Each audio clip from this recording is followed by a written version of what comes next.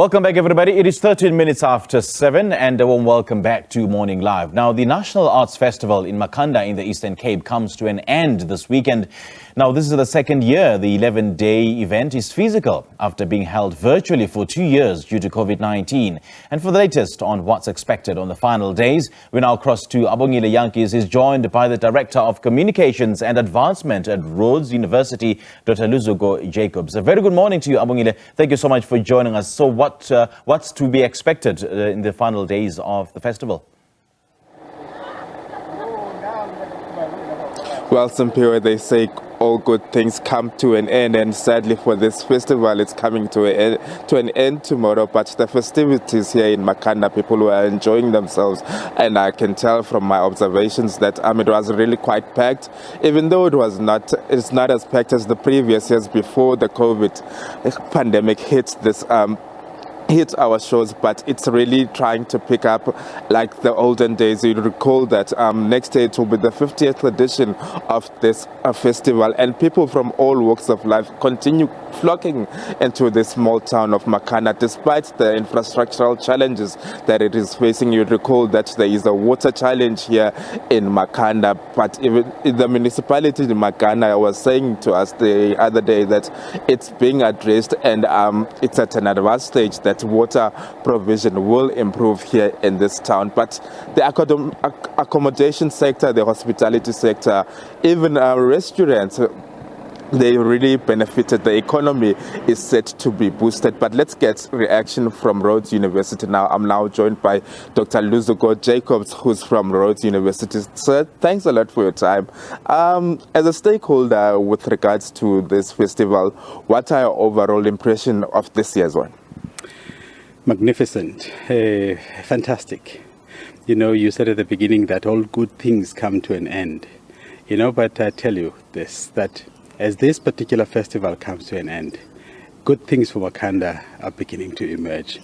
There's a deep sense of restoration that has come with this festival. There's a deep sense of accomplishment. There has been a significant and remarkable recovery on all fronts. I might not know about everything that has happened, just from witnessing as a resident of Makhanda, the hive of activity and the cultural experience that the festival brought during this time. It has been amazing. It has really been 10 days of amazing. But also from different other sectors, there has been a particular increase in business activity that has been brought with this festival, this edition of the festival. We saw in terms of accommodation, because we are a stakeholder as far as that is concerned. As Rhodes University, we offer accommodation, but also in terms of the venues that the festival hires from Rhodes University for some of the performances that take place on campus. And with that, the employment that it creates in terms of temporary work for people who work at our establishments during this time. There has been a market recovery and increase on the statistics of the past 2 years. Infrastructural challenges within this municipality, Makhanda. You as the university joined hundreds of marchers to demand water, the safe provisioning of water. How did that impact with this influx of people coming into this town? It's been very different to the extent that it gives us an impression that we've always hung on to and always believed that the problems of the town are eminently solvable. With effort, with a vision, with a determination and a will, the problems of this town can be resolved. I think it was Wayne Dyer who said, the way you look at things determines the things you look at.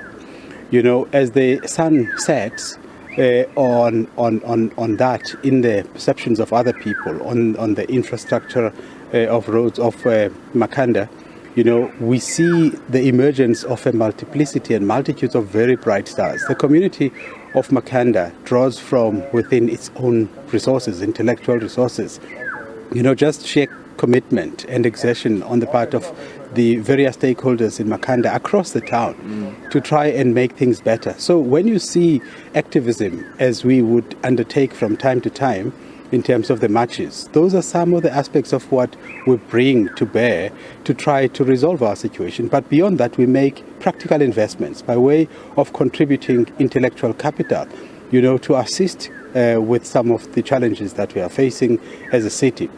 But also making practical investments. Rhodes University, for instance, funds the council-approved funding for a structure called Makhanda Circle of Unity, which is a coordinating structure trying to work with the municipality and various other stakeholders in a joined-up effort to try and restore our fortunes as a city. Next year it will be the 50th edition. Where can it improve? And 50 years is a huge milestone, despite the challenges of COVID-19. But gladly, thankfully, that's this 50th edition is happening after COVID-19. So what are your expectations with regards to next year's one?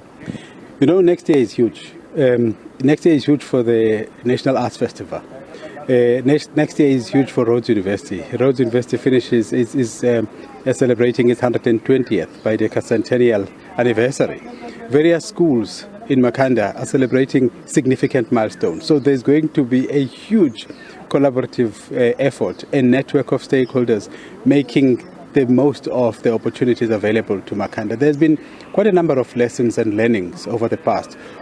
Some of these come from the era of COVID that threatened really to render this festival nearly irrelevant. But with the restoration and the recovery that we have experienced during this time, I think that we can take those learnings, working together as stakeholders, to make the 50th anniversary something to remember forever. Dr. Jacobs, thanks a lot for your time, sir.